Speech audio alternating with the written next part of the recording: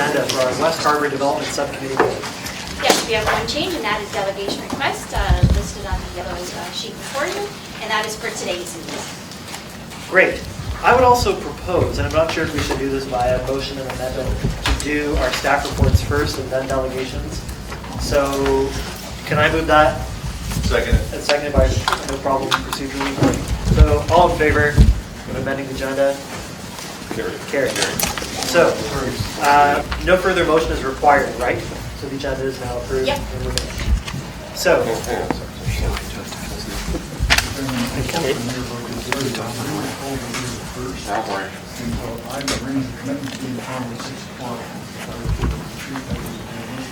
Okay, that to me is a reason to not do the delegations after the staff report. So. And we've all seen the staff report. Well, maybe not everybody. Oh, sorry. Okay, so in that case, I will move that we do the delegations first and then the staff reports. Seconded by Councillor Farr. Well, Mr. Chair, I would move if this, there's an appointment and Maybe just this fair, one? the speaker sees himself on the agenda, makes appointments accordingly.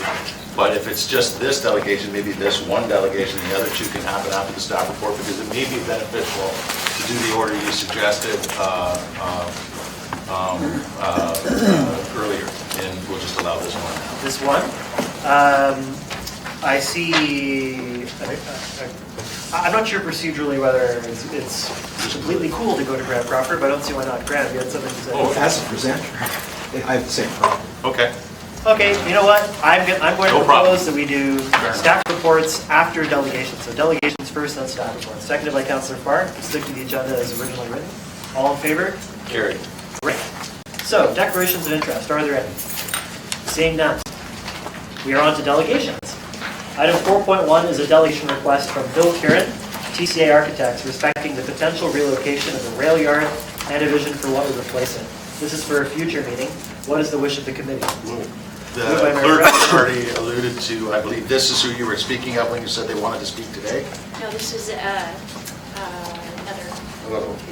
Okay, Great. so the Bill. resident wants to speak today to committee, and No. I believe the topic, I heard you say rail yard, it's beyond that. It's not simply just a rail yard 5-minute delegation, it's a 5-minute delegation on all things West Harbour, I guess. All And right. he wishes to speak today. He's not, is he here now?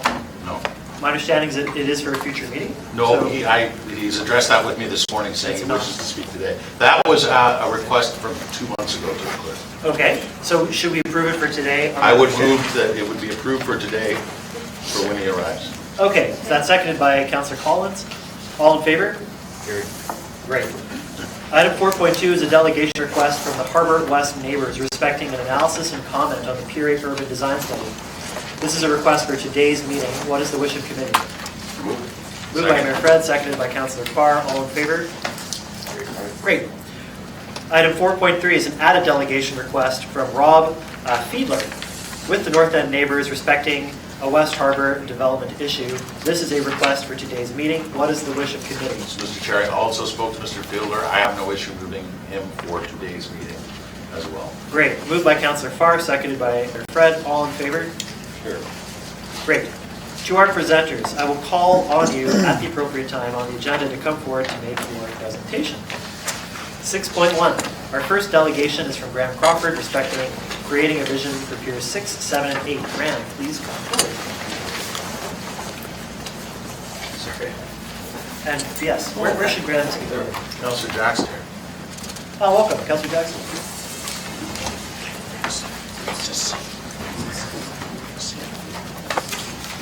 Your name check.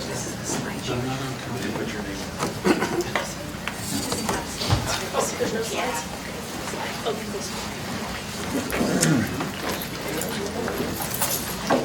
Thank you, Mr. Chair, and members of the subcommittee.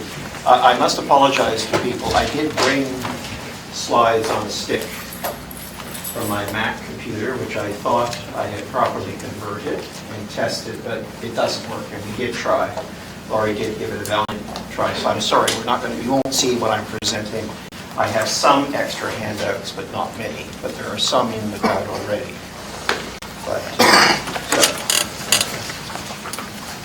My name is Graham Crawford, and I'm here today representing the Vision Working Group from the Community engagement process that have been meeting every month and even more with the City of Hamilton at 294 James Street North, with a focus, of course, on the West Harbour.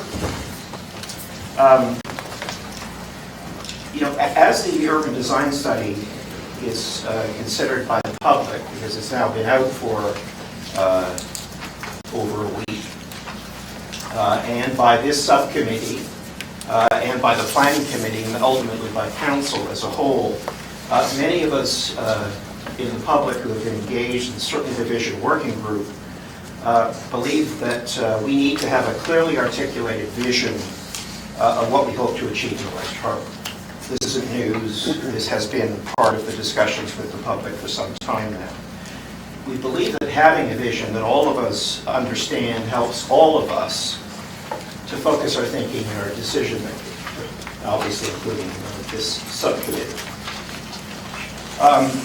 We're a group of approximately 15 volunteers. We volunteered at one of the community engagement meetings. That call for volunteers was made by Chris Phillips on behalf of the City of Hamilton, and about 15 of us put up our hands to work on behalf of the approximately 250, 300 people who were at that meeting at that time. It is our belief that the good part that comes out of having a clear vision, when we all share it, is we can all work together to achieve it.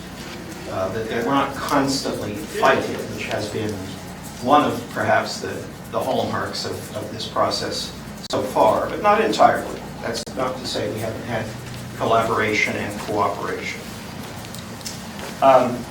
We think it means therefore fewer arguments because there's greater clarity. You know why something is being put forward or voted yes on or voted no on, because we have greater clarity. And these are just some of the benefits we see in having a clear vision. So we have a request of the subcommittee today, an action, if you will.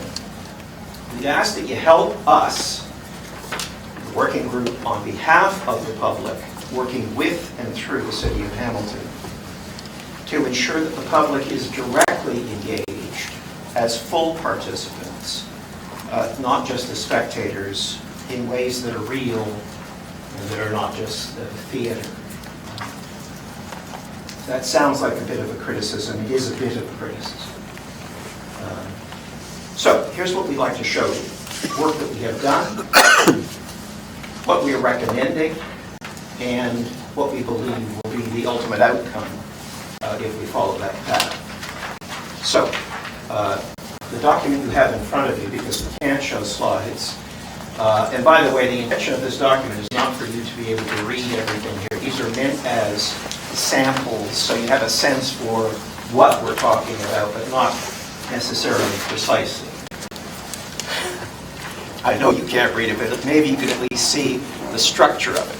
What this is the vision that the working group came up with. I do want to just highlight very quickly that what it represents, there are 10 columns, 8 of them are directly from the text, the principles, the intent from Setting Sail, the first 8. The working group, on behalf of the public, added the last 2, and they are themed, as you can see, those who have copies, accessibility and affordability. These were 2 issues that the public feels are quite critical to be added in the decision-making going forward for Pier 8 and the West Harbour as a whole. On the next page, you will see something that looks like this. Again, the intent is not for you to read these because, in fact, there are 10 of these. These are 2 on one page. There are 10 different ones, and each one from one of the 10 themes in the vision. What we did was we took the content that was provided after the meeting that took place at Leuna Station, which was probably had about 300 people at that meeting, and we incorporated all of that written feedback from these table groups and we turned them into checklists. We thought this would be a good idea to have the feedback and input within the context of the vision for the West Harbour from the public. The next part is our basic request. You will recognize this format. This format is taken directly from urban design study. There is an appendix to appendix D, which are the checklists provided in the study against which all decisions would pass through as a filter. How did we do? High, medium, low. To what extent did we honor that particular element of that checklist? It's good rigor. It's the way these things should be done. And I say these things, I'm not a public project kind of person, but I'm very much a corporate project kind of person. This kind of rigor is very normal and greatly appreciated if you want to keep something on track and keep everyone involved and happy and clear. You've already done this. So therefore, it is our group's recommendation, and we are seeking simply your support because, to be fair, we're going to do this. This has happened since we asked to present. We had correspondence recently, today and yesterday, and the day before that, for that matter. What we would like to do is to merge our checklists with the checklists in the urban design study. There is, without a doubt, overlap. We don't want to have two separate checklists because they don't talk to each other necessarily. We'd like them to come together so that all of us, the public, the subcommittee, staff, planning committee, and council, can say, this is what we're going to do. How are we doing in terms of the decisions we've made? How do they align, and to what extent do they align with the checklists that we have committed to? And then finally, simply put this in front of you, I guess as a reminder, possibly as a caution. For those who can't see it, but if you've never seen the artist rendering of Civic Square from 1965, take a look at it. It's worth seeing. None of it was built, but it was amazing for its time. The Ed Center, there's some question as to whether or not it was actually built because of this or it was being built anyway. But nevertheless, it turned into Jackson Square. Civic Square became Jackson Square. It in no way represented the ideals of what it is we set out to do. And yet built on the land we said we were going to build on, but in no way did it represent the spirit of what the public had supported.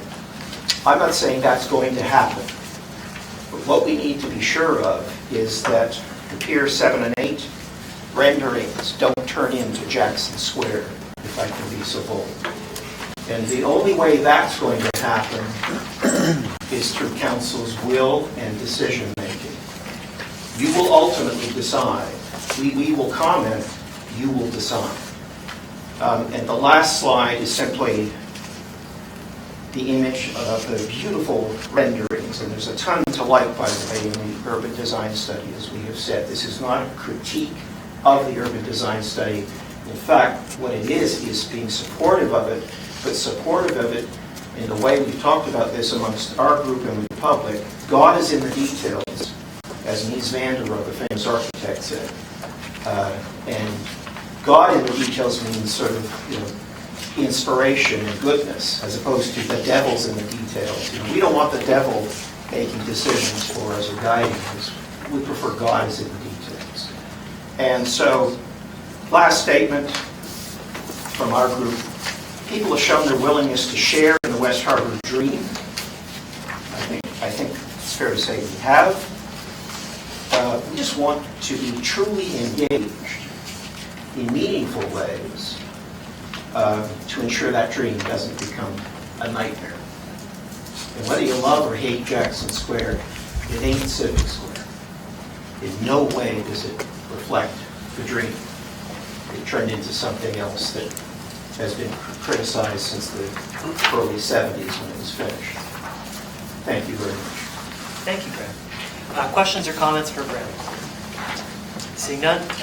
We do have. Oh, sorry, I thought you were moving. I was just going to ask procedurally, the urban design study is formally in front of the planning committee on what date?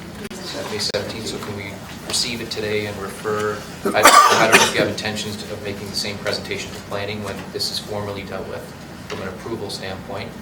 Or would you like us to refer your information to all members of the committee and have them consider the same when it's formally dealt with? Or are you or do you plan to make another presentation to them, us, at that same time? It was not our intention to make the same presentation at planning, so if you could assist in communicating this information and possibly this document, I can certainly provide Lori with an electronic copy of that so for distribution. And I would formally move that referral as well. Great, moved by Councillor Collins, seconded by Mayor Fred. All in favor of that referral? Right. Carried.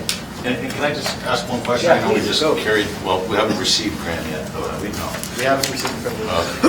Thank you, Mr. Chair, to Graham. You said, quote, council will decide, end quote, and I like that you did a Graham Crawford for us there. You provided the visual and you used in the context of 1965 in a very specific city plan that didn't end up coming to fruition, although as a 15-year-old in the 80s, I quite enjoyed Jackson Square for a short time there. Most of this you know, you're well aware. You've been to the community conversations, the monthly meetings at 294 Jackson. I see a lot of people in this room that have also joined in. 3 months ago or so, or maybe Philip said, here's the vision, put it on the wall that we've traced down to a single paragraph. And at the end of the meeting, we asked, raise your hand if you'd like to help us tweak that vision. And again, you alluded to the origins of that vision, which was the setting sail secondary plan. Some people in this room have helped craft and work on that vision. You've also rightly pointed out that much of what you've put in your 10 pillars are straight from that engagement, and what you've added is one column for affordability and another column for the accessibility. And fair enough. I mean, probably 15 years ago, there may not have been as much emphasis. That being said, you are also aware that we do have, and I think you even pointed out, I had a look at this document in advance, can't see it now, I need glasses now. I didn't need them when I was 15 in Jackson Square, but I need them now. You pointed out things like criteria that we put in place years ago on what we may achieve in terms of affordability and contemplate. That is on a West Harbour footprint, so not just Piers 7 and 8, but that was a setting sail secondary plan vision. So is your vision a more condensed vision, or is it something you want us to think about in a grander scale as originally with the SSSP? We certainly, it is our intent for this vision, as it is currently articulated, to be used throughout the West Harbour precinct as defined by the City of Hamilton. But it is also therefore meant to be used for all elements of that catchment area. So for example, under affordability, if this subcommittee and ultimately council is split on whether or not affordable housing will be included on Pier 8, then we would simply like you to declare that. Tell us that you have no intention of putting affordable housing on Pier 8. Some of you have been fairly clear about that. Others, even at this subcommittee, have been said exactly the opposite. So clearly, you need to speak with each other. As you can imagine, the public is left confused. So it's one of our columns, and we do mean for it to be applied to Pier 8, but we also mean for these columns to be applied to Barton Tiffany, to Janesville, and to 500 McNabb, which are the properties on the table at the moment. So it isn't. And if you say, well, we don't want to use this stuff on Pier 8, simply declare it. Let us know, so we know what to do. And council, when you said, quote, council will decide, end quote, and then again, back to your visual that you're so good at presenting to us, whether it's social media or in a setting such as this. I'll take that as a compliment. No, I'm giving you a compliment, trust me. I know, I'm usually a little more straightforward with you. We've never communicated like this before, so it's interesting. But we have communicated a great deal, and we always appreciate your engagement, and we almost always agree. You're not concerned at all that council has decided, and the OMB has decided on the densities here, and the design now is what we're talking about today. You're not at all concerned that what we're looking at in this picture, in terms of what we talked about at the yacht club or the Waterfront Banquet Center the other night, is going to be drastically distorted and based on the same premise of your example from Civic Square. Well, it is fair to say that the focus of this presentation is on ensuring a master checklist.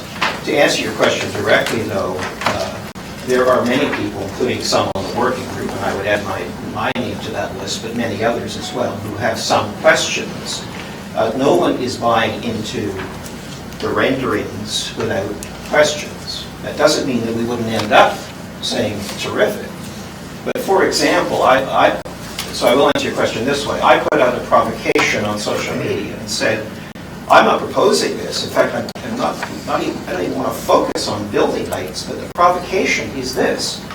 If every one of these buildings was 25 stories taller, how would our public spaces be different than or better than those at the Toronto waterfront? So in other words, because everybody complains about the heights of the buildings on the Toronto waterfront. Our question is, well, fair enough, we're not going to do that. We know we're not going to do that. But it's a good way of saying, well, then, therefore, why is our public space way better? Or is the only real plus here, we got lower buildings?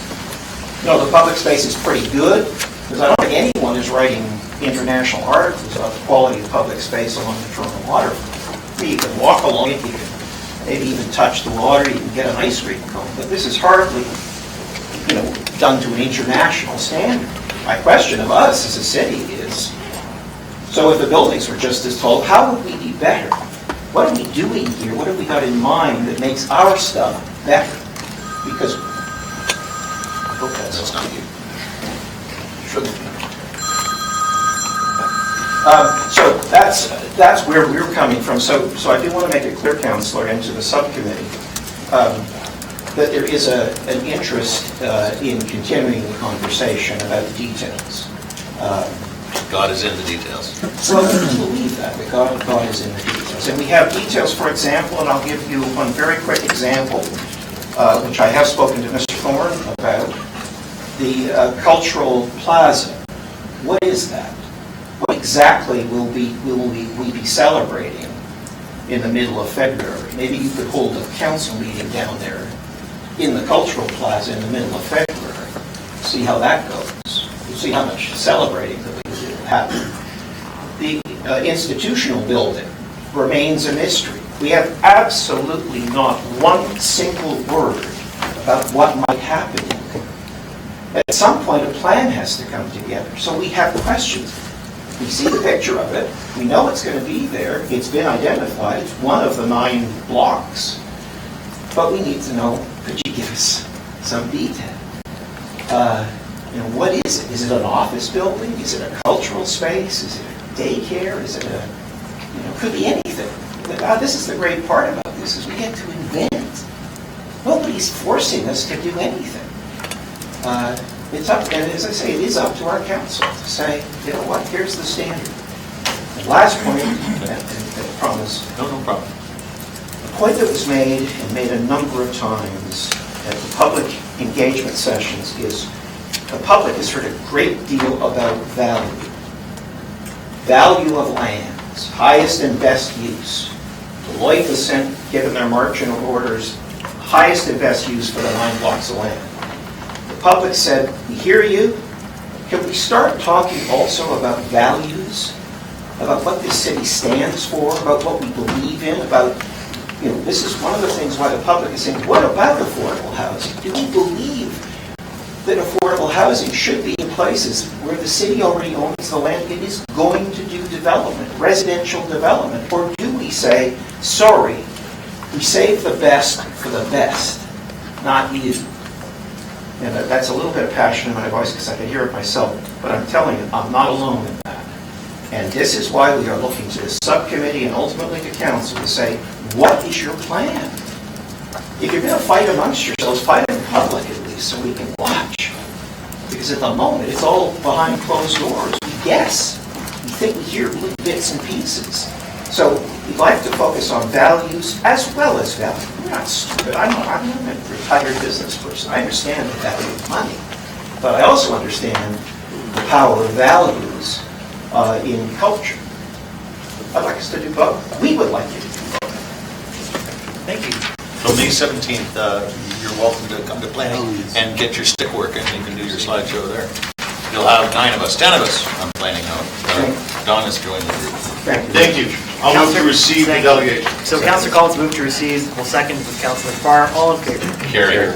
Just before I move on, I'd like to formally welcome Councillor Jackson. He isn't a formal member of the committee, but like all council subcommittees, all councillors are welcome to share feedback and just views. So thank you for being here. Thank you.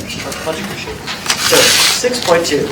Our next delegation is from the West Harbour neighbors respecting an analysis and comment on the Piers urban design study. Stephen Park and Herman Turkstra are here for the Harbour West neighbors. Gentlemen, please come forward.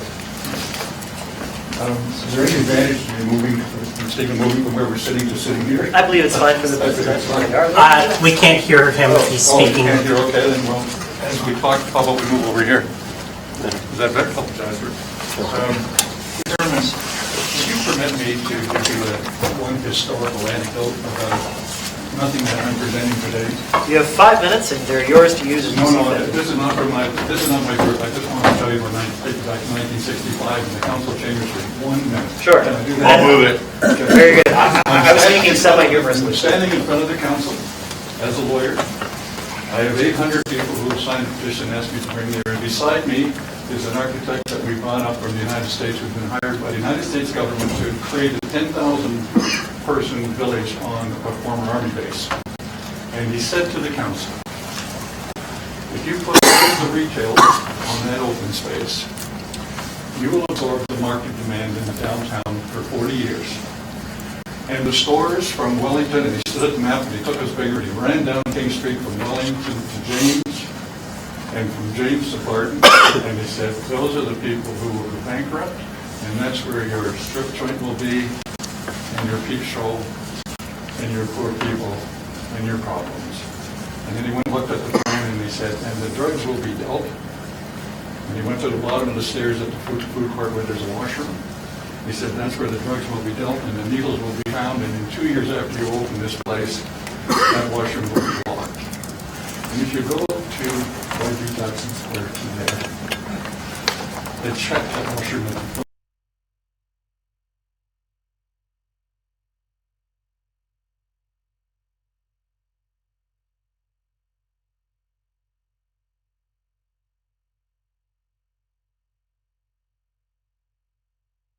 not the second one's the right decision. I'm just saying sometimes you get input from people on the side of the city hall that has some reality to it. We're not here today, 5 minutes starting, thank you, Mr. Chairman. We're not here today to say anything negative, to criticize, or to recommend against, or for that matter, to support anything. We're here today to remind you that we have delivered to you a working paper on the promises that the City Council has made to the North End neighborhood, and to ask you to remember those promises and to call on us to help you keep them. And so all I'm going to do today is say, here's who we are. And how do I do that? Push this? How do I do it? What do I do, Steve? There we go. Peter, can you come up to the front here, please? Can you really see it? Peter Chernitz, a second-generation Harbourfront resident. He and his family live on Bay Street overlooking Guy Street. After 30 years as a fast boat, he became Hamilton's air doctor. He has more data and knowledge about the air quality of the harbour than anybody we know. He's continuously watched the Guy Street Hill. He knows how it works. He's had 15 years experience in West Harbour planning. Why didn't that happen? Sorry. Hello, how do I do this? Where's the next slide? Mary Catherine Walmer, and you're here, Mary Catherine, can you join us at the front? Practice law in Hamilton, British Columbia, as a homeowner for many years in the North End. She participated in the traffic management process in 2014. She conducted a 3-month review of all the documents regarding setting sail in the North End traffic management plan. The index of that 2 cubic feet of documents was 136 pages. She has 10 years of experience in West Harbour planning. Stephen Park, he lives on John Street. He's the former Vice President of North End Neighbors. Been involved in setting sail in the North End traffic management plan from the start, 2002. After establishing his own technology consulting firm, Stephen joined an international consulting firm and now travels around the world. He enjoys riding a mountain bike, but like Kevin, who is in Austria today representing Canada, he is a sailor with extensive experience in harbors, and that's Stephen on the right, checking out a harbor in another city. Kevin Piper, who, as I said, lives on Wood Street with his family. He is an environmental planning graduate of McMaster University. He owns a business in the North End. He's 2 times world champion racing award. Gilliam North American Sailor of the Year Award. He's visited more harbors and more ports in the world than any person we know, and certainly than any person in this room. He worked on setting sail and the North End Traffic Management Plan throughout the process. He's currently the president of Harbour West Neighbours, and he has 15 years of experience. Brian Ritzkis lives on Burlington Street. His family have been North End residents for 25 years. He's a service technician with the local office equipment forum. He joined the sales training organization at the Waterfront, saw this deal that the city was putting together with the federal government. Can you come down here, Brian? Says that's a great way to get more people on the water. And from that point on, he's participated in the planning process in a whole bunch of ways. Other planning documents, attended most of the meetings, has 17 years. Hank Nyhoff, can you join us here, please? Lives on Bay Street with his wife. Their home overlooks the Casa Bay. He works in home renovations and restorations. His 1989 restoration of the sail dock the Bay in Burlington was recognized as the city, and he particularly asked me to bring your to attention that he was, along with Kathy Renwald, another of his neighbors, sat down with Mr. Plessel and worked out the design of Pier 4 Park as cooperators, as working together, a design that continues to function as a family-friendly neighborhood park. He's been involved in the planning and processing, traffic process since that time, and remember that he moved here when nobody wanted to live, would say, in the higher income levels. You wouldn't want to live in the north end of the city of Hamilton. They took that chance and came down here. He also was around when the Royal Hamilton Yacht Club building was sinking into the ground. He has 25 years of that experience. This is me. Our friend Herman is a lawyer with experience in planning and development. He was recruited by us, North End residents, when he moved to Burlington Street in connection with the Guy Street reconstruction. He has partnered now live on Bay Street as we look to the harbor. He's participated in the setting sail OMB appeal, and the development of the North End Traffic Management Plan. He's built a new home and renovated 2 other homes in the North End neighborhood. So Herman has 14 years of experience in current West Harbour planning and development, and 6 years of prior experience with the North End urban renewal. So what you have is a group of North End neighborhood experts, and just to give you an idea, the following endorsement was made by IBI in its report to the North End Traffic Management Plan and approved by Council. All the members of the Harbour West Neighborhood Planning Team were participants in the study referenced by IBI. The North End Traffic Management Study initially started out as a straightforward study to examine the local issues and identify potential solutions. However, largely through the efforts of community representatives, it was realized that there is potential in the North End study to help the entire city achieve its goals for sustainability and to become a case study for other communities. It was also concluded that a traditional street-by-street approach to solving traffic issues was inappropriate, and the solutions would need to be community-wide and comprehensive.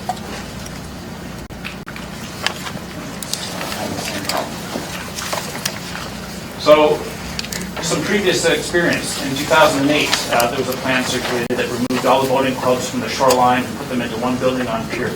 It was rejected by council after significant input from the community. It was replaced by the Waterfront Trust plan. Back in 1995, and prior to proposals for development, there was on Bayfront Park a Crystal Palace that was to be built, or an industrial park, and a series of towers along Bay Street. So we've seen these visions come. So we feel that the real job ahead then is, and by approving the North End Traffic Management Plan, Council received and approved the report and study, and it was clear on the nature of the work ahead. And that is, a final point about the study is that many of the discussions focused on the anticipated future traffic problems and proactively implementing solutions in advance so that problems don't occur. All too often, when new developments are proposed adjacent to existing communities, the only consideration is should the development happen or not. The North End Traffic Management Study is somewhat unique in that one of the objectives is to provide directions on the Pier 8 development and how its transportation system can be integrated with the existing community in a manner that creates a positive outcome for both the existing and the new residents. Because we do feel like the new development on Pier 8 is going to be part of the North End neighborhood. It's not its own neighborhood, it's part of the existing neighborhood. So We are ready and incredibly low cost. We have a lot of experience and we're motivated for the long haul. And our question is, how will you use us? How can we be helpful? We want this process to go ahead. We do have real concerns and we're hoping to help you collectively address those concerns. So, Mr. Chairman, you have a $3,000 an hour consulting team here that you can get for free. Experienced, relatively smart, know this state, and have a stake in the community. And we're here to say we want to work with you to help the city keep the promises that it made in parcel 77 in the North End neighborhood, which was that the North End will continue to be an enhanced place in which parents with children want to live. Because if it stays a place where parents with children will want to live, all the other planning theories fall in place. Seniors, pedestrians, cyclists, the whole thing. Look after that 8-year-old kid, and you look after all your, the whole spectrum of your planners. Or the promises that we believe were made have identified in the working paper that we delivered to you. We're not taking you through that. Those are details. Here's your team. You don't speak for the community, Herman. Let's be clear on that. You do not speak for the community. You do not speak for the neighborhood. A smidge of order. My apologies. Mr. Chairman, on the very first slide, you'll see that there's a description of our group as being a membership group that is not the North End Neighborhood Association. We do not speak for the community. We're a team of people who have worked in the community, worked on these issues for... It's a private club, by invitation only. It is not a neighborhood With association. great respect, if My we could apologies, Councillor, again. Speak one at a time and in the decorous, ordered way. I'd be grateful. My apologies. Thanks. This is your team. Thank you for the 5 minutes, Mr. Chairman. We're here for questions if you want them. Otherwise, thank you for the time. Cheers. Thank you very much. Councillor Collins has moved to receive. I'll second. Councillor Farr seconding. All in favor? Carried. Thank you very much. I Thank you. appreciate it a great deal. Thank you to everybody. Thank you. So, Mr. Chairman, I shared with you, I think earlier, members know, we have seen the presentation you're about to see. Understood. That's it. drive safe. Thank you very much. And I Should be a very good time. You're early. You're going the other way. And I leave the 25 here that the clerk asked me to bring. Thank you. So, 6.3. Our next delegation is from Rob Fiedler with the North End Neighbors Respecting West Harbour Development. Rob, please come forward.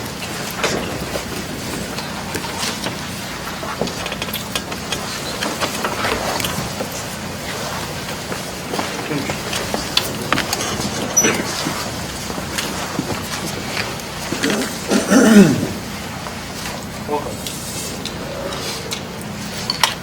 I'm going to turn it over to the chair of the North End Neighbors to start. I put in a request, it's on. Very good, thank you. My name is Carmen Cooper. I'm a resident here in the North End. We actually live just up the hill. I've been on the board only for a year, but we lived in the neighborhood for about 10 years.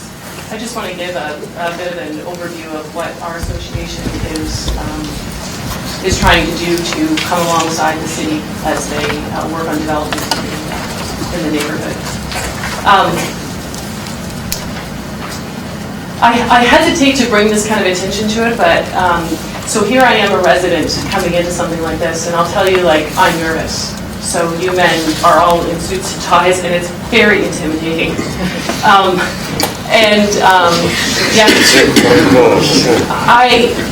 And I say that only because I don't have anything to point to pictures. Rob has done a very good job of giving you the information that we will at a certain point, our 25 copies. The association and what we're working with right now feels very grassroots to us, and we really believe in that. And so it is kind of humble beginnings for us. Really what we are hoping to do, and we are just kind of getting our feet on the ground after a bunch of interruptions with trying to get the board working effectively, that we've formed a subcommittee team that's about planning and development. And our idea is we've asked for representatives from the neighborhood, so actual neighbors from we've designated 4 quadrants, and so we'll have people from those 4 quadrants that actually live there on this team, which we've already identified. And then we have space for 6 other kind of stakeholders within the community or even outside that can help us to speak into some of the issues. There's been a lot of tension. You know, there's just tension even within the neighborhood. I mean, you hear it, the fighting, and you know, and it just has kept us at odds from actually working towards a common goal. And so we see that a lot of what the city has done in this study, that you guys have worked really, really hard to put together a design that in a lot of ways looks good. And I think the part that our subcommittee wants to bring to it is to say, okay, we really want to work alongside, just like Graham Crawford is saying, to say, look, we've got a vision group and we've laid out these 8 points, and a lot of that we agree with. And even Herman Turkstra's done a good job of giving a presentation. We want that the representation is fuller, is broad, and actually gets so that we can actually talk to the neighbors about what's going on. And that's what we feel like we can bring to the table, is to be able to say, hey, there are things, we have issues with safety happening with the way that the parking is designed. We do have some issues with transportation. We have neighbors that are really concerned about the affordable housing piece. And we'd really like to encourage the city to use that as they move forward into development beyond the design, to look at how development and implementation happens. Because that's where we really see the problems arising. You can have a great design, but then it's, oh, so who are we going to sell to? And after it's been sold, how do we hold these developers accountable? And so as neighbors, we feel like, in some ways, we feel like, what's the point? Like, you're just going to come against these people that have lots of money. So we're doing our best to try and motivate these people. Talking to single moms who really, they're like, really? You really think that what we say, that it's, we had a talk with a neighbor the other day, and she's like, yeah, I wrote something for the breezes, but do you think that people are really going to listen to what we have to say? And we want to say yes. And that's the work that we believe as a neighborhood association we can do, to come alongside the work that Councillor Farr is doing in our neighborhood to say, okay, we'll help to try and spread the word and gather a unanimous voice around what it is, so that there is agreement. And in the end, when things are done, that we can all say, hey, at least we felt like we were heard and we did work together. It's really good. So we are going to make a formal submission on the 17th that addresses the urban design study. We've had it for a week, we reviewed it, we have a few preliminary comments. We've already suggested that there's a lot to like. So it's envisioning a low to mid-rise neighborhood that is roughly what setting sail envisions, and we support the vision and planning principles in setting sail. We are intrigued when we get to the back of the report on page 99 where it lays out numbers. And I'm not so much focused specifically on the numbers of units or the square footage of retail and commercial. That comes through development applications. We are curious that the range of residential units is 1,000 to 1,500, and that the parking spaces are about 1,400. Now, I'm an urbanist, and I'm inclined to kind of like that. It suggests to me that there's a strong commitment to active transportation, that not everybody, or in fact, quite a few people who are going to live and visit this waterfront community are going to have to do so by walking, cycling, or transit. And so, we're hoping that of course, this is a commitment from council that if they're going to build this neighborhood adjacent to ours, part of our neighborhood, that this is part of a progressive, sustainable vision for Hamilton. This will be an extension of our traffic plan, which is being emulated in incremental ways elsewhere in Ward 2, thanks to the work of our council. So we also don't come with heavy criticism. I think that most of us that have any experience with planning or urban development know that really this is an implementation issue. Right? How much will this council have to actually make the vision that's in the urban design study real? And what happens when trade-offs have to be made? So which values are going to win out? And of course, we're here to say we'll be watching, but also that this is ultimately council's goal. And so we look to you for leadership, progressive leadership, I hope. Thank you. Are there questions or comments? I'll just comment and say thanks to both for coming, and we'll look forward to a presentation on the 17th, obviously, and certainly the North End Neighborhood Association has a strong history on this file and has from the inception, and very much enjoying the conversation of late about this grassroots approach the Neighborhood Association is taking now. I know as your counselor, and you two weren't necessarily part of the scene then, but it was tough for me, I'll say it perfectly happily, that there was friction, it was difficult. Part of it was myself just trying to get my head around this vast plan. It's heavily detailed, and it's extremely important. It's not just important based on its geographical location, not only in Ward 2, the center of the universe, but also in a residential neighborhood. But in addition, it's something that a lot of people had a great deal more experience in delivering, essentially, or being part of the engagement than I did. I just sort of stumbled into it 5 years ago. That said, I think I've come along and educated myself, but it's been of late with the Neighborhood Association, with the North End Neighborhood Association, and this grassroots approach a much better fit for, I think, both of us, and I'll look forward to the 17th, and I thank you both very much, Carmen and Rob, for coming in here today. Much appreciated. Thank you. And I overheard Councillor Jackson say that you did a very good job. So, received, moved by Councillor Farr and seconded by Mayor Fred. All in favor? Carried. Thank you. We're moving on to presentations.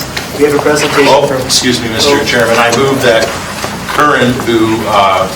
Mr. Curran was on the agenda for a future meeting, and I moved earlier than he did. Correct. Today, if that's, you weren't in the room at the time, was it today you wanted to speak? Sure. Okay. Great. Please come forward. In receipt of the report earlier from the Harbour West neighbors, and it's very concerning to me. In their report, the allegations are recurring that the city has not followed proper process and that city staff have acted not in concert with the approved setting sail plan. That is calling the city staff and politicians out as having engaged in legal actions under the Planning Act, and I find that deeply, deeply, deeply concerning as a citizen. I find it unprecedented and totally inappropriate that a few residents would be so, seek to be catered to in this manner, to demand that they're a board of experts and that they should contribute to and decide upon changes to this neighborhood that affects the entire community, not just the North End, but the entire city of Hamilton. This waterfront asset is the most important asset in Hamilton, and it has been paid for by the citizens of the entire city of Hamilton, not just by a few neighbors in the neighborhood. And what I find troubling is that to say that this process wasn't done properly, to make allegations in here that due process and consultation has not occurred, is to me very, very upsetting and completely untrue. And I think that, they're talking about conflicts of interest in the city's role in here, and I find that is totally disagreeable, and I find that that's really unprecedented, that people would be making these allegations of illegal, inappropriate, and unprofessional actions by city staff and by yourselves as member of councilors. Each neighbor, surely gets a voice, but not a decision-making or approval authority. And this group seeks to meet privately with consultants at city cost, at taxpayer expense, so that they can tell the consultants what to put in the report. And I think it's unprecedented under any city planning process that any individual would demand or expect a private meeting with consultants and be able to dictate the results of a study.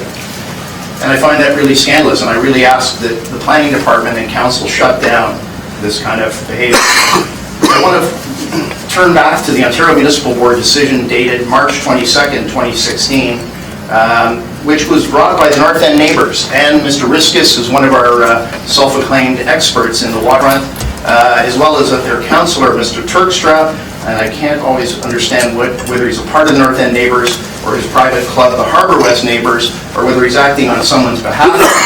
But in here, in this motion to the Ontario Municipal Board, he had claimed that the city acted unlawfully, that city staff acted inappropriately and at odds with the Planning Act.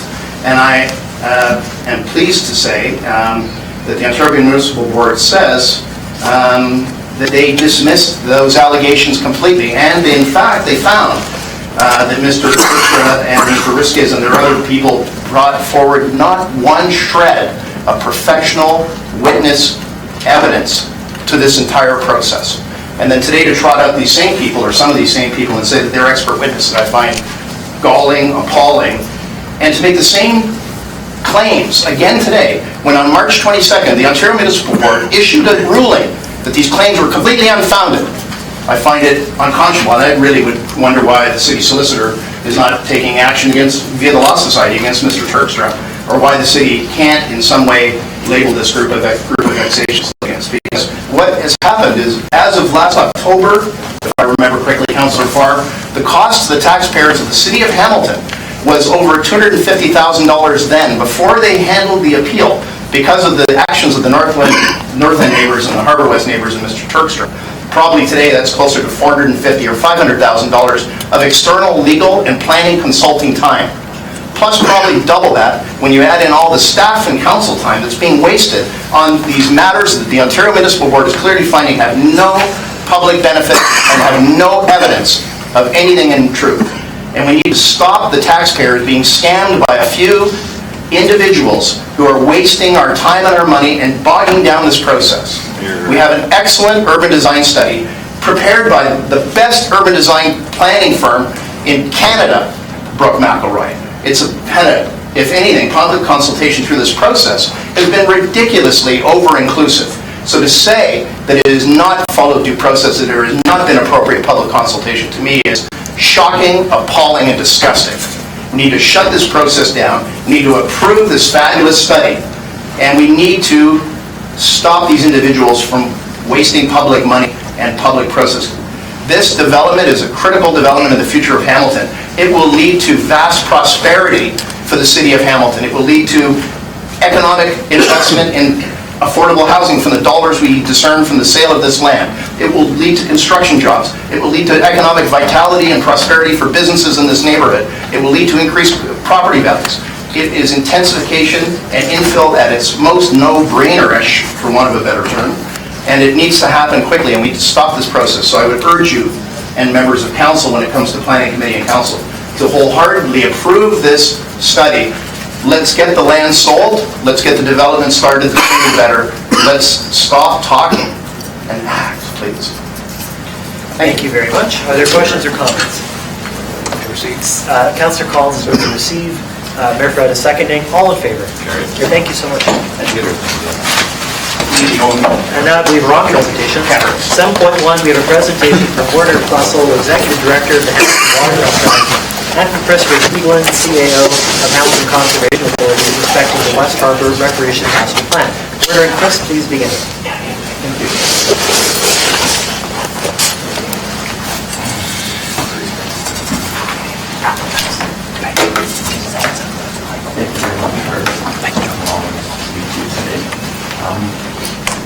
We'd like to just provide a bit of background and explanation to the West Harbour Recreation Master Plan. Could you speak up, please? We'd like to give you background and present information regarding the West Harbour Recreational Master Plan.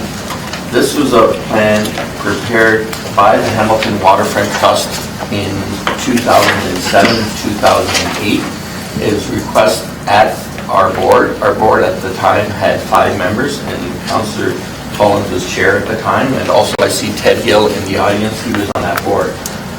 Staff who were working on it are myself, Christopher Eaglin, Eric Hess, and Rick Martin. We did most of the work at the direction of our board. We were all former employees of the City of Hamilton. We had worked in the public realm with groups on the waterfront, on parks, so we had a lot of experience, and particularly in the Hamilton waterfront in the 1990s.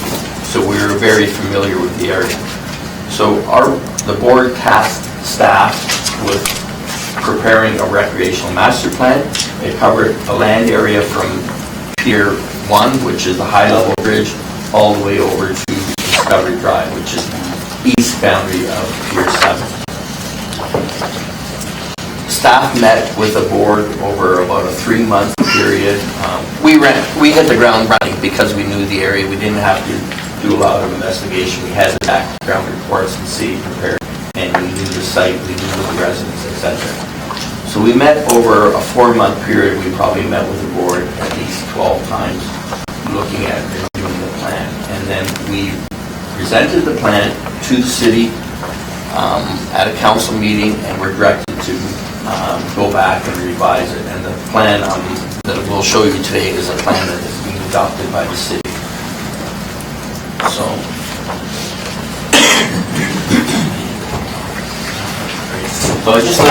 I only have 5 slides, so it's not going to be a long presentation, but I just want to hit the values that were established before we got into the plan. First one, significantly increase public access to the waterfront. And that matches the tagline the Waterfront Trust has, connecting you to the water's edge. Second one, positive environmental approach, especially with respect to shoreline and habitat. The Hamilton shoreline, as we all know, has undergone tremendous change in the last 100 years. In fact, 1/3 of the harbor is filled in. So we want to protect and enhance wherever possible in the area of the shoreline that we're working on. 3, Harborfront District design as a destination for Hamiltonians. I was born in Hamilton, a few blocks from here. This is Hamilton's waterfront. Sure, there are other ones, there's Lake Ontario, it's a different kind of waterfront, but the urban waterfront is right where we are. We're in the middle of it, and part of it is more natural as you go further west, and we know the industry is further east. Any plan, number 4, is financial liability. You can't put a huge burden on the taxpayers, so it has to be a viable financial plan. 5, innovative and sustainable adaptive reuse of existing elements. Hamilton is not an old city, it has a history of about 200 years. Some of the area we're talking about, there's a history of up to 100 years. So there is some history and culture there. We want to work with it, but make sure it's sustainable. Again, 6, recognition of historical and cultural waterfront institutions. There's about 7, 8 clubs, different users that have different ways of connecting with the harbor. Can they be implemented, put together in the plan? Can they be redone or whatever? So that is addressed in the plan. And the last one is the positive integration with the community in a local context. We felt that was very important that we connect, and as you heard the previous speakers, they have a very big stake in the waterfront. So this is the plan that was developed, and if you don't mind, I'm going to just go to the wall and then speak to it. I think there are copies of the plan, so if you don't have one, I think there's a bunch of copies of it here. A few left.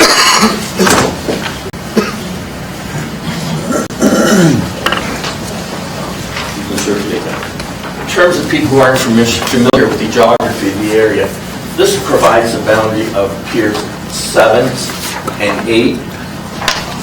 This is 7 here, 6 here, 5, Pier 4, 3, 2, and 1 is a high-level bridge. They're arbitrary geographic area. There's no rhyme or reason. Some of them are very small, as Pier 7 is. Pier 8 is a fairly large area. So the master plan, in summary, what we're looking at, there's very good uses occurring on it. A lot of groups that have been here, some of them have been here 50 or 60 years, particularly the ones connected to the water. This is relatively new, 20 years ago, so the uses there are brand new, so to speak. So what we incorporated was that using the existing uses wherever possible. Recognizing the shoreline, does it work? We know there's some old portions of it have to be renewed, but in general the shoreline works, and it provides access to these various groups in different ways, whether it's the Royal Hamilton Yacht Club and the Sailing School, the Rowing Club or Hamilton Bay Sailing Club. They are all very unique, and for different reasons they form the different clubs and provide a different service to the community, whether they're a co-op, like one of the like the Cassaday. There's a whole rhymer with the way they go.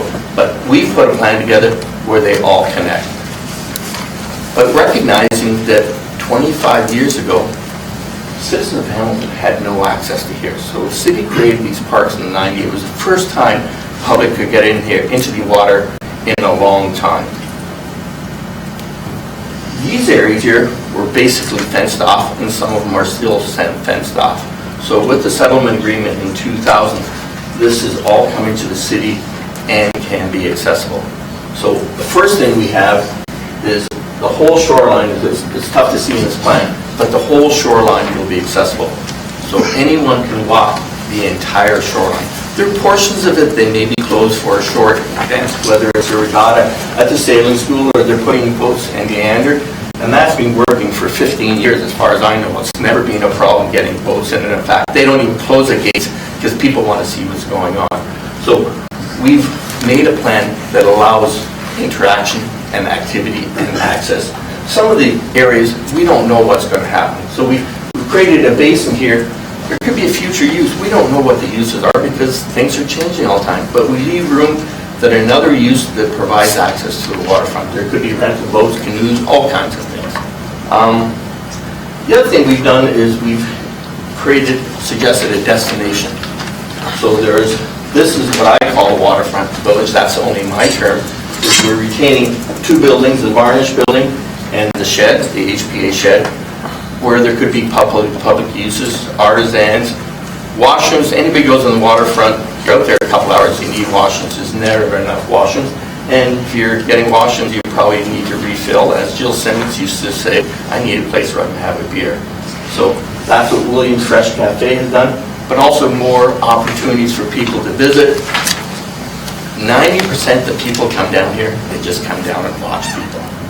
So it's not as if they're doing the activities, they're watching people who are out on the water, but they need a place to sit down and relax and get out of their busy urban life.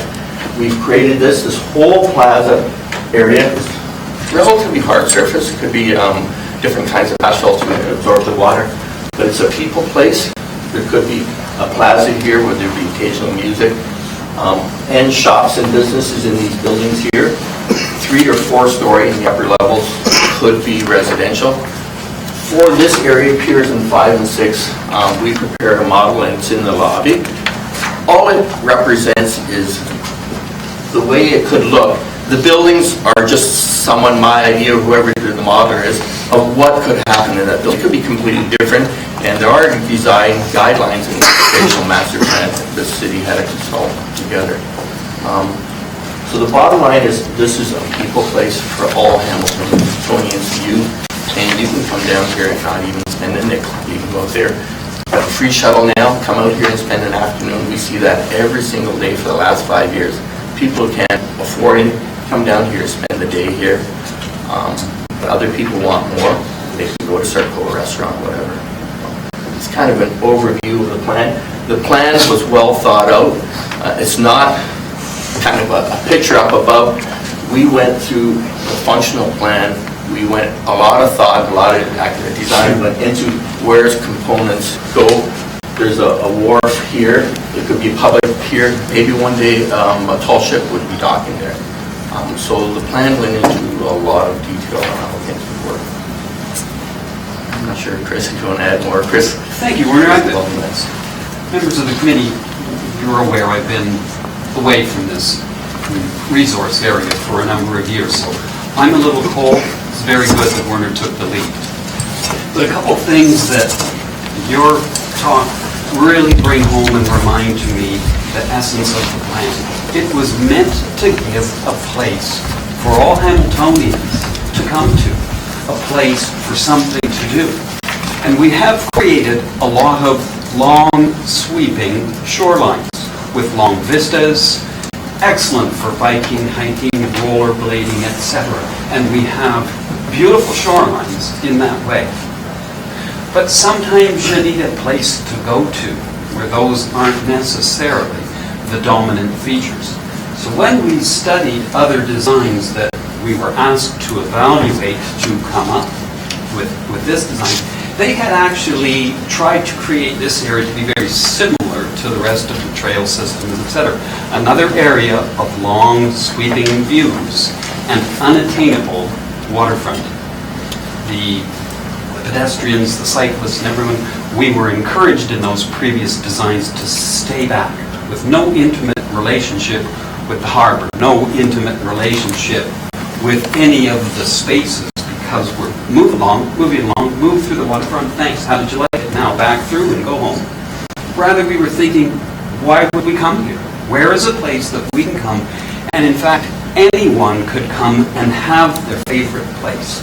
When the shoreline is too stretched and too hostile and too high and hardening, it doesn't give that feeling of stop, find your favorite place. And when we think of kids, what better way than to have so many little places that we could go along, be near the water, find opportunities to be alone, have a private conversation, put a fishing rod in.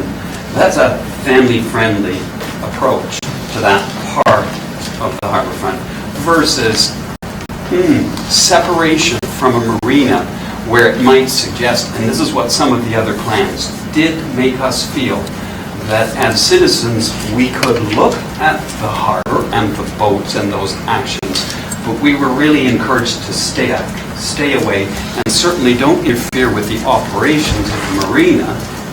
That's not a priority for the plan. So this is a reverse of that. The marina operations can take place very well. We had discussions with marina operators of the day, etc., to ensure that we had crossed the T's and dotted the I's in that regard. But of course, over time, every designer, every consultant group that you bring in to review, renew, or even take a snippet and say, I'm about to implement, as designers, we inherently want to reinvent each time. Perhaps even put our own stamp on it so that there, I did it. I did the waterfront. And you can, following a process like that, migrate so far away from the intention of your design concept that you don't end up getting what you tried to achieve in the first place. Ties back a little bit to that opening comment that the first delegation was talking about with the Jackson Square thing. So that this design, I believe, will give you that intimacy, will give that connection to the community, places for people to go. I can see it, and I can taste it, and touch it, and I know where I want to go. To get out of the wind, to be in the sun, to go around the corner. And even when we think of the habitat type things, absolutely, if I snap that line, that shoreline, that's going to be this long. And it's going to be expensive to do all things for that length. So I might want to convince you that if I shorten that shoreline to this long, I have a whole lot more money to do things like, say, habitat enhancements. But when this matter went to the Hamilton Conservation Authority, that board preferred the inundations, the wiggle-waggle, the way the shoreline was, because it creates wave effect, different sunlight and shade conditions, different kinds of plants, all kinds of things are much better off having bare little niches that are enhanced with this, just the configuration of the shoreline for what it does to the waves and so many other factors. So the opportunity to create habitat enhancements, the Hamilton Conservation Authority, in the day that they approved this format of shoreline configuration, they were very much in favor and encouraged us to think of leaving the shoreline as much as possible in its existing configuration. So, thank you, Werner, for bringing me back in today to catch up on things and you help me remember some of the guiding elements and the values that help us establish this plan. Thanks. Councillor Collins has indicated a desire to. Thanks, and it's a great overview in terms of where we've been with the planning process as part of the recreational master plan and the history attached to it. And I think it's important to note that during that process, we had buy-in from almost, I think, all the stakeholders. I think it was almost unanimous at the time. So can you refresh our memory in terms of our discussions with the stakeholders, including the community, the boating clubs, and other organizations that historically have operated along the water's edge?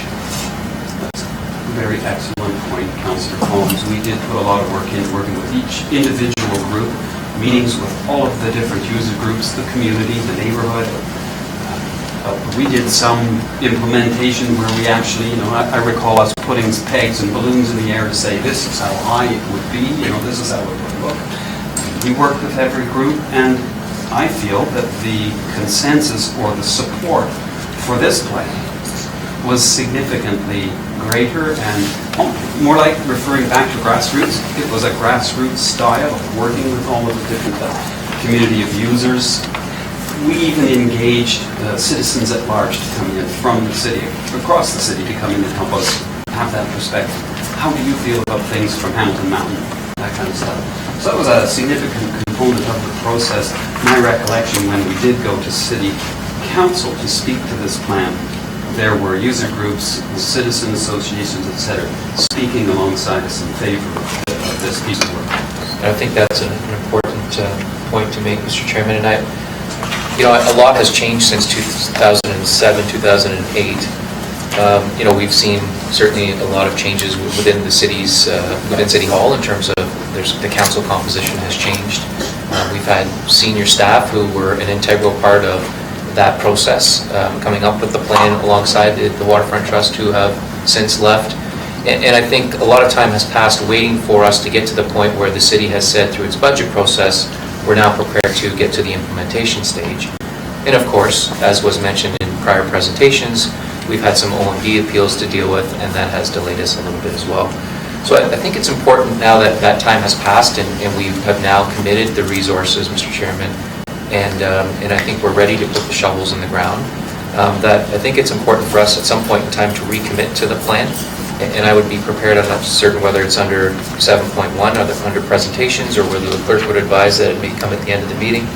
But I would be prepared to recommit to this plan so that we're not looking at a fourth iteration of a waterfront plan. We had 3 of them in front of us earlier today in terms of 1995.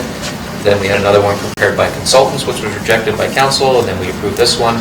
And I would be interested to put a motion on the table that seeks to recommit to the plan that we seem to have universal buy-in with. And so if you would entertain that at the appropriate time. I do have another question, and maybe it's for our staff, and procedurally I leave it in your hands in terms of how to deal with this, but can we get an update today? Because we asked for this presentation because we were concerned about where we were going over the short, medium, and long term as it relates to its implementation. And so we invited the Waterfront Trust Director, Mr. Plessel, to come in, and certainly good to see Chris back at the table, certainly in a different capacity. But we had asked you to come back to give us a refresher, because we are poised to put the shovels in the ground and start making some of these investments a reality, and some of these plans a reality. I would like to ask our staff, because we have had discussions with them in terms of where are we in the process from a budget perspective as it relates to the implementation of the REC master plan. What will we see in 2016, 17, and 18? And so I'm wondering if there's someone here who can answer those questions, again, either as part of this presentation, or if you want to leave it to another part of the agenda, I'm happy to hold those questions. Any feedback, response? No, it would be Gavin, or I'm fine with it being answered now. If staff members have a particular response, please indicate. Otherwise, we can move this. Yes, another time. Through the chair, I can provide a response. Please. And would you like me to come down, or is it from here? Joe, is he audible from where it is? His voice projects well. Please continue to project well. Thank you very much. Through the chair, Councillor Collins. In terms of the plan, and I think specifically we're talking about the Piers 5 and 7 area in terms of the public space that we've programmed for the capital budget over the next 5 years.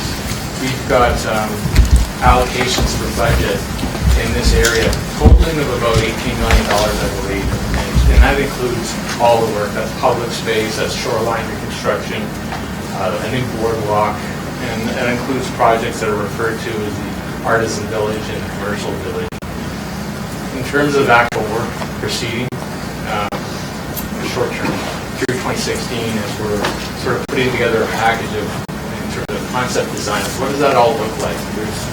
There's the REC master plan that shows visioning, and then there's actually, okay, what are we going to do here? How do we take those elements and put them into a picture where we can build something?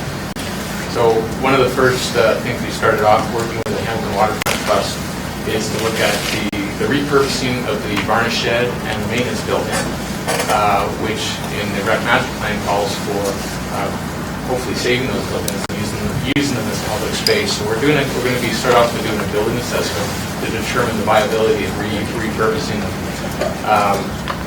That's something that's happening now in terms of work planning, trying to understand how to get that information back and then feed into what we do with those buildings. Through the rest of the summer, we're going to initiate a concept design for the shoreline, the boardwalk, and those public spaces. And then what we hope is by the end of by fall, we've got a plan moving forward to get moving on design of these features. I think there's going to be some evolution and some discussion about what those elements look like, because obviously there's a lot of interest in what they look like. And but again, as we're moving forward, we're taking what we see in the rec master plan and also through council direction, and I guess I'd call it direction in terms of previous approval or reception of the rec master plan back in 2010. So we'll use that direction to then move forward with a design plan. Again, we hope to see design through 2017 and implementation starting as early as 2017. That might be a bit hopeful, but by 2018, that is the goal.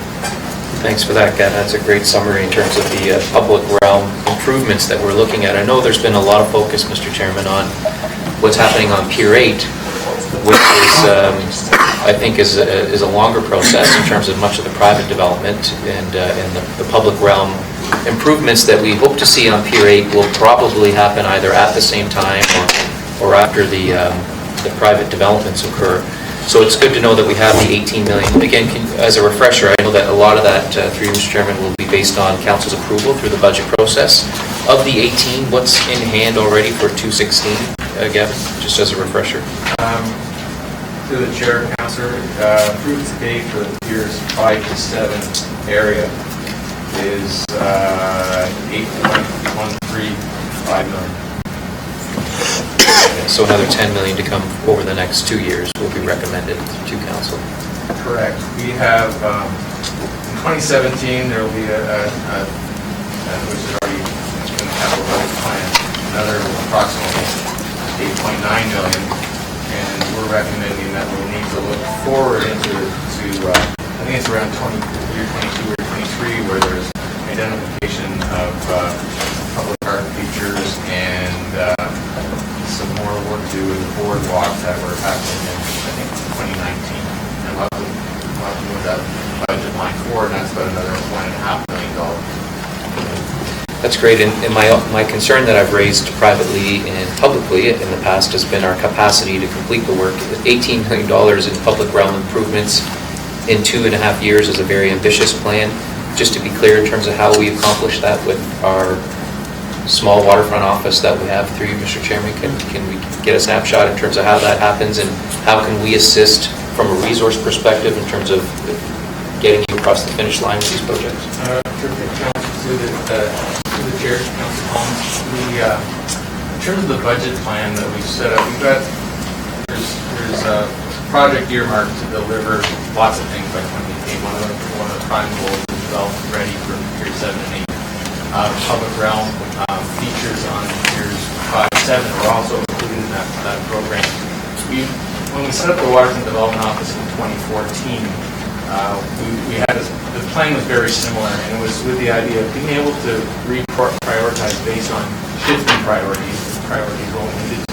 And I think while looking at what we have to do for Piers 7 and 8 in terms of development ready, there's lots of things going on there, including a lot of public space features with the linear park and park adjacent to the transit dock marina. So we're always saying, okay, if we have to really focus over there, then we can get that done by 2018. But if we have to focus over at 5 to 7, we do the same, but we can shift. And I think what we're hearing is that we want to prioritize over at 5 to 7.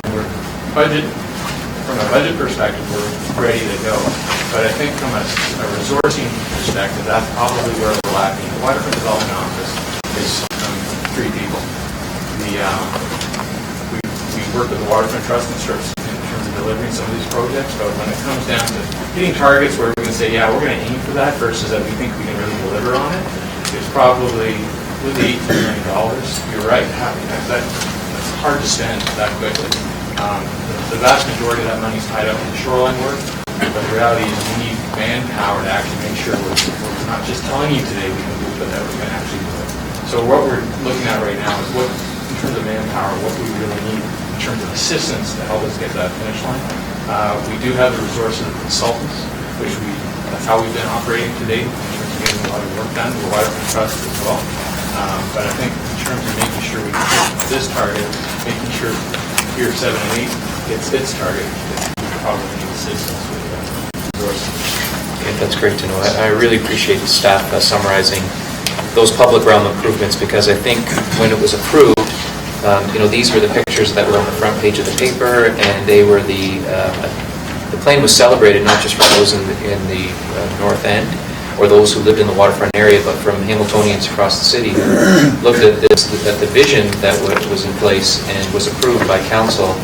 And many people thought, I think, at the time that we were just a couple of years away from putting the shovels in the ground and some of this stuff. But for some of the other reasons that were mentioned earlier today, that didn't happen. And so I'm certainly pleased to, and I know that the mayor referenced it at our last meeting as well, in terms of what a great selling point and feature to have for those people who might consider buying a property, a condo, or renting a unit on Pier 8 when those 12 to 1,500 units are eventually constructed. So I appreciate the information from staff. I would certainly, at the appropriate time, again, in your hands from a procedural perspective, I'm willing to recommit to the rec master plan that we have here today, and maybe giving some direction for staff to come back as to how we obtain those resources to help them from a capacity standpoint to get us to the point where we'll be able to appropriately utilize that $18 million that Gavin referenced earlier. Madam Clerk, would it be appropriate to deal with that motion at the end of the questions related to this presentation? Or should we wait here? Yeah, cool. So next up is Mayor Fred. Thanks for the refresher. Morning, Chris. And you guys have been doing some great work for the waterfront all the way through and beyond. So great to get refreshed. But I'm a little confused, so maybe you can help clarify. Is there some controversy here? Are we divergent from what's happening here? Or is there a move afoot to change the concept plan that we have in front of us? And I mean, why are you here, I guess is my question. Has something changed? We asked last meeting. We invited. Just as an overview? Yes. Or to reconfirm, or is there? It's provided. No? So we're just basically confirming what we already approved, which I thought we'd already approved this. We did last Good. time. All right. Which is great, so I'm happy about that. So it's a matter of just then finding the resources and the manpower to get this work done. And I think that there's always been a great tradition to work with the trust to see if we can achieve some added value there. So I would certainly appreciate exploring that a little further. My only question, and this is going back to original design way back, is that beach. And I know that beach was designed with those two little nodes on there so that at some point we could do a Christie Conservation Authority type of thing, a barrier that we could then treat the water and have it swimmable rather than contaminated as it is right now. So right now it doesn't have enough flow and all of that sort of stuff. Whatever happened to that concept? So the beach is there, but the rest of it really hasn't been fulfilled. Through you, Mr. Chairman, maybe I can answer. There's a study going on now, and Tom's being hired to look at it in more detail. First of all, the concept of a beach, which was, I think, pioneered in Cleveland, if I'm not mistaken, back in the 60s, conservation authorities have used it. They put chlorine. It was because of swimmer's itch was a bug on one of the birds.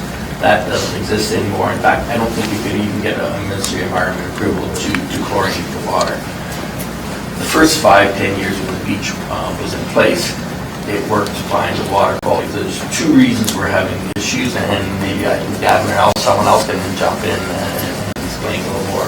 But one is the blue-green algae, and that's a relatively new phenomenon. That really wasn't around that much of a problem 10 years ago. It's just getting worse all the time, and maybe it's part of the climate change. The other issue is the fecal from the birds, the droppings of the birds, and that wasn't an issue then. So if we could have kept the birds out of the area, off the grass, that wouldn't be an issue. The beach would still be open. So those are the two main issues that we'll be trying to address with the consultants, how we can resolve it. Maybe in the end, the beach may not be there. maybe it will be, but that's what the study's going to. So the blue-green algae is a phosphorus entry, right? That's basically That's phosphorus one of the loading. major components of it. High loading of phosphorus generates the additional, which is something that we're going to have to deal with the treatment plant and in terms of watershed issues. That's going to bring in there. So the notion of a beach with a barrier is kind of off the table. In terms of the barrier, You'll never get the approval from it. Not approval. Okay. All right. Listen, I mean, I think the plan is terrific. So, you know, as the councillor said, you know, the sooner we can get this in place, the bigger the attraction will be in terms of folks that want to live there, including me. So it's and that's a great opportunity for us to kind of refine our resources so we can get this work done. And it's going to be tough to do with the current government, I'm sure. Is there a thought to looking at the Waterfront Trust as a possible source of additional brain power to get this moving? Is that something that's been on the table or is talked about? Yeah. Through the chair, yes, the Waterfront Trust is already identified as one of our strategic partners, and we have been leveraging specifically Werner's expertise in terms of the work we're doing down here. Again, there's a capacity issue in that, because in that respect, it is Werner's, and we're leveraging that probably to the degree that we can at this point, and we'll continue to do so. And I think we received direction from the council to do that. And so far, so good. We have a management agreement with the Hamilton Waterfront Trust to ensure that relationship continues. Okay, good. Thank you. Thanks. I have Councillor Jackson and Councillor Farr. Do you want to go to your committee member first, Mr. Sure, Chairman? Councillor Farr, go for it, please. One question was answered, so I won't belabor, but the reaffirmation, I'm supportive. I'd be the second. I understand where the mayor's coming from. I'm also very supportive to second or be part of supporting the reaffirmation of LRT. So, and that was a reaffirmation of a reaffirmation from 2013. So I think it's good in the sense of publicity and PR, and this is good publicity and great PR. It'd be great if we can even put some of what Chris and Werner said in a bottle and spill it out when it's time for the rest of the city to hear the reasons why we want to reaffirm our commitment on 7 on down, because it is for everyone.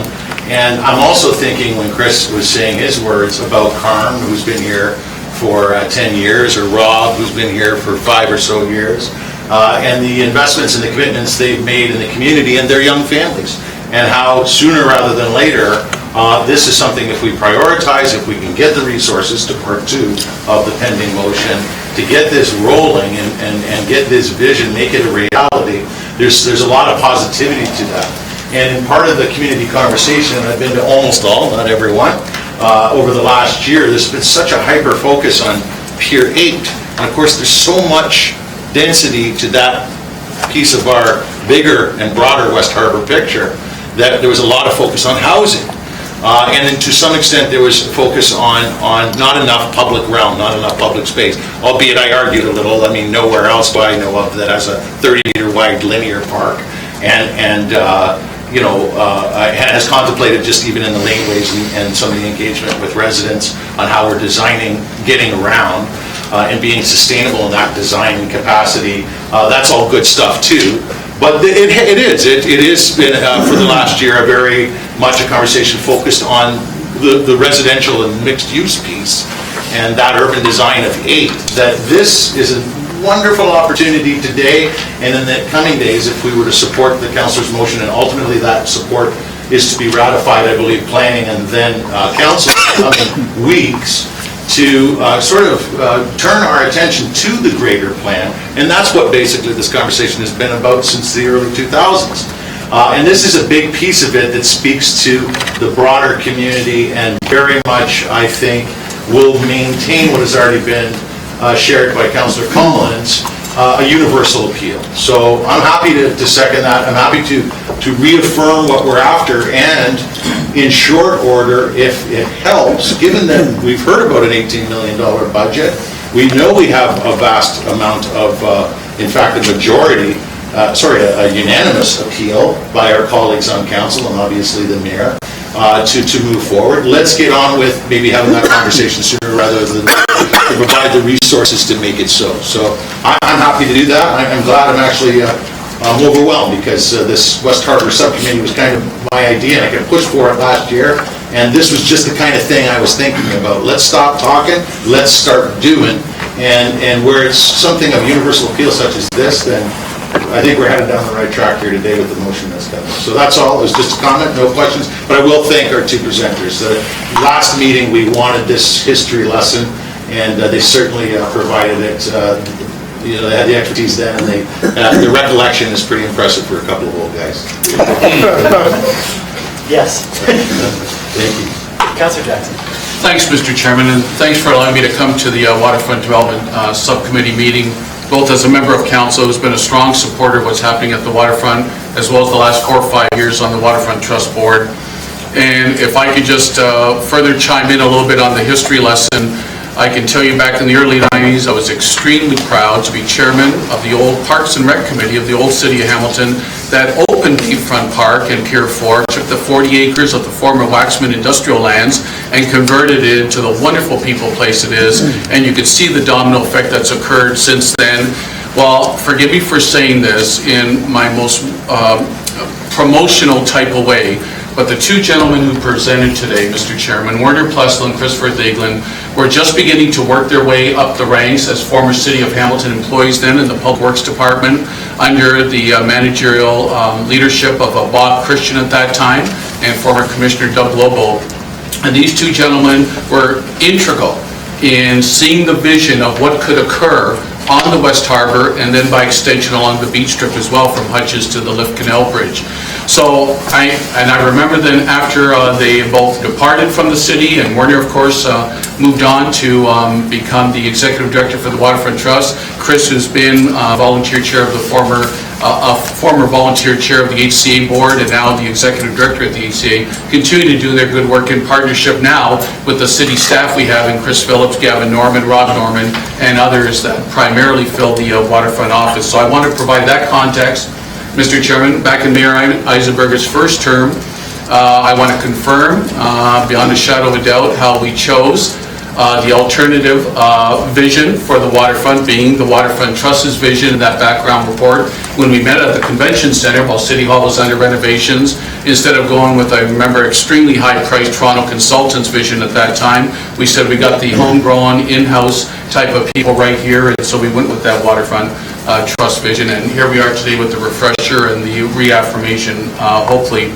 Mr. Chairman, resources now, when Gavin spoke about that, we've 2014, Council unanimously approved the project management agreement to utilize the Waterfront Trust on as many projects as possible moving forward on West Harbour Development.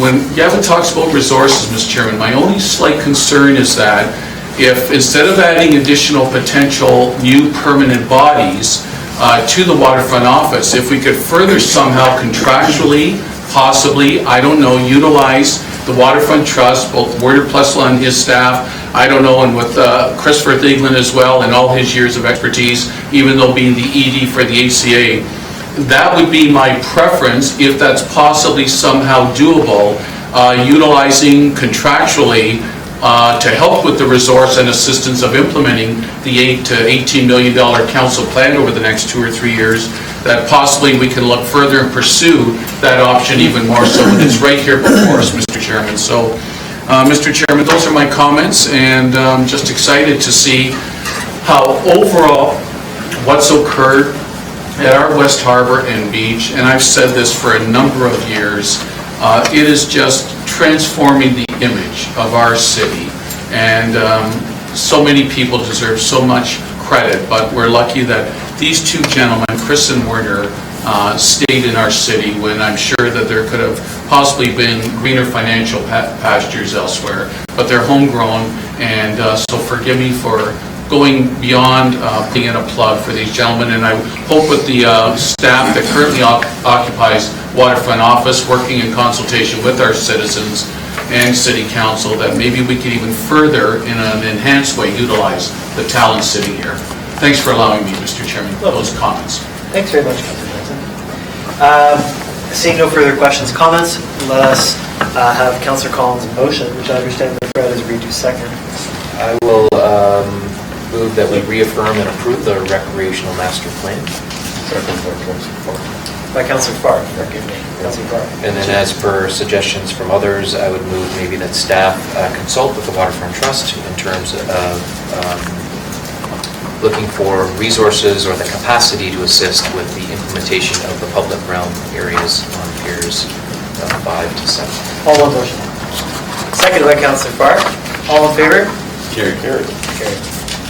Thank you. And I'll move to receive the presentation. Thanks. Moved by Councillor Collins, seconded by Councillor Mayor Fred, and that is carried. Thank you, Mr. Farr. We are now at item 7.2, which is a presentation respecting the Piers urban design study. This will be delivered by Chris Phillips. Chris, please come forward and look at this. Actually, it's going to be the team effort. It's going to be the team effort.